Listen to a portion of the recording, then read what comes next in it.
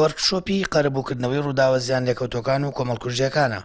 بەرپرسی وەڵامدانەوەی راپۆرتە نێودەوڵەتەکانی هەرێمی کوردستان دەڵێت ئەو ڕووداوانەی هەمووی بەسەر هەڵەبجەدا هاتووە نێودەوڵەتیە و نابێت لەو ڕۆ پارێزگاکە فەرامۆش بکرێت و ناساندنی کۆمەڵکوژەکانی وەک جینۆساید تا ئێستا لە سەراستی نێودەوڵەتی وەک پێویست نەبووە.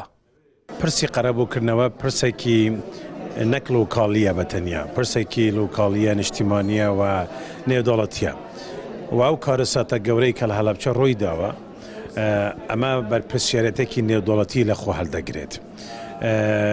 گرنگە کە ئێمە لە سەراستی هەرێم بە هەمانگی و هاوبەشی لەگەڵ بەغدا ئەم بابەتە کە بابەتی قەرەبووکردنەوەیە هەم لە سەراستی عێراق و هەم لە سەراستی نێودەوڵەتی زیاتر هەوڵ بۆ بدرێت بۆ ئەوەی کە ئەم قەرەبووکردنەوەکە نەوعەن مادی بیت معنەوی بێت بکەوێتە پرۆسەیەک ئیتر لە داهاتوو بێت بە چ شێوازێک بێت ئەم گفتوگوانە دەبی دەست پێ بکرێت.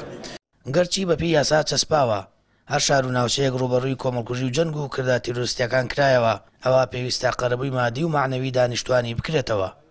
بەڵام تا ئێستا تەواوی ئەو ڕووداوانەی بەسەر خەڵکی هەڵەبجەدا هاتووە تەنانەت کیمیایی بارانکردنی شارەکەش کە بووە هۆی شەهیدکردنی 5,000 کەسی مەدەنی بەڵام هێشتا قەرەبووی مادی و معنەوی نەکراونەتەوە و یاساکە جێبەجێ نەکراوە.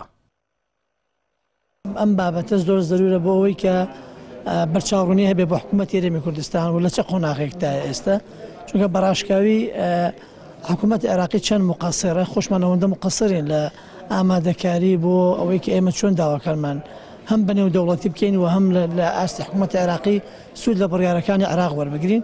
هیچ چین و توێژێک تا ئێستا هەتەنانەت ئامارەکەش وەرنەگیراوە. یعنی ئێستا تۆ ئەگەر داوای قەرز بکەی لە کەسێک ئەبێ خەمڵاندنی خۆت تەواو کردبێ. ڕاستە ئێستا ئامارێک لە وەزارەتی کاروباری شەهیدان هەیە بەس ئەو ئامارە تەنها کەسوکاری شەهیدان و قوربانیانە ئەو هەموو خەڵکی کە زەرەری کردووە. بۆی بەڕاستی ئەبێ حکوومەتی هەرێمی کوردستان بە جدی ئیش بکە و هەموو ئەو زیانانەی کە لەم شارە کەوتۆ لە کاتی خۆی بیخەمڕێنێ. مەسەلەی هەڵەبجە کەوێتە کۆمەڵێ بابی تاوانکاریەوە ڕێکاری تایبەتی خۆی هەیە و مەسەلەن لە ئێمە جار ناتوانین لە دادگای تاوانی نێودەوڵەتی باسی ئەو مەسەلە بکەین لە بەرەوەی ساڵی 2001 دامەزرا و ئەسەری ڕەجعی نییە بۆ تاوانەکانی پێشووتری. ڕێکاری تر هەیە ئەو مەسەلانی ڕوویدا لە دادگای باڵای تاوانەکانی عێراق کە بەڕاستی هەڵپروزانێکی پێوە دیار بوو کۆمەڵەشتی زۆر یەکلایی نەکرایەوە لەوانە مەسەلەی قەرەبووە ئەو شتانە بێ لە کاتی خۆیان کە مەحکەمەیەک ئەکرێ ئەبێ هەموو لایەنەکانی بەیەکەوە تەنیا لایەنە سزایەکەی نەب لە بەرچاو نەگیرێ لایەنە مادیەکەی لە بەرچاو نەگیرا لەو مەحکەمەیە. بەپێی یاسا دەبوو قەرەبووی ئاوارەکانی ساڵی 1970 بەشێک لە ناوچەکانی سلێمانی وەڵەبجا بۆ کۆماری ئیسلامی ئێران بکرێتەوە. بەڵام تا ئێستا حکوومەتی عێراق و لە سەراستی نێودەوڵەتی ئەوانەی هاوکاری ڕژێمی بەحسیان کردبوو لە کیمیایی بارانکردنی خەڵکی مەدەنی قەرەبووی مادی و معنەوی نەکراونەتەوە. بەپێی زانیاریەکانی پەیام لە سنوورەکانی تورکیا و ئێران بەهۆی تۆپ بارانکردنی ئەو دوو وڵاتەوە نزیکەی 700 گوندی کوردستان چۆڵ کراون بەبێ ئەوەی قەرەبووی مادی و معنەوی بکرێنەوە.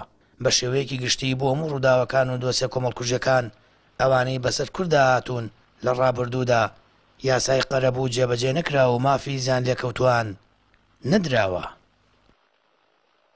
سامان فەتاح کەناڵی ئاسمانی پەیام هەڵەبجە.